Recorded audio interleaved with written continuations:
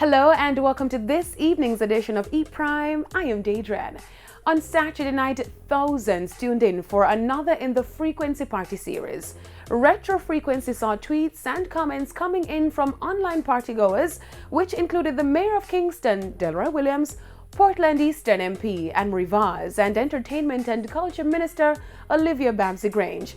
Now, Minister Grange tweeted all night long and then in this tweet declared the event the first virtual entertainment zone. Special big up to Minister Grange, who is in the dance, and Minister Grange just tweeted, "I have just declared the first virtual entertainment zone." The news was welcomed by supporters who requested an extension. She did set a 4 a.m. extension. Then General Manager for Radio and TV broadcast at the RJ Arglina Communications Group, Claire Grant, responded with an extra half an hour. All our social media platforms, we will be going for an extra half an hour because them said the vibes can't done, the party can't done yet. Keeping the virtual event going for 3.5 hours were Fame DJs Narity, DJ Denvo, and from Radio Jamaica, DJ Delhi,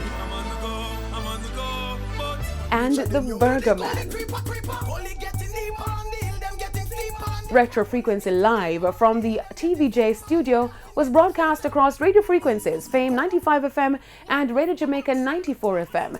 The virtual party was also aired live on the group's cable channel RETV, with the social media platform takeover across YouTube, Twitter, Facebook, and Instagram.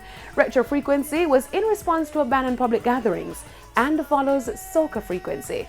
Virtual partygoers can't wait to see what is planned for this week. Me too. Jersey. That's it for this evening's edition of E Prime. I'm Daedran. Thank you for watching.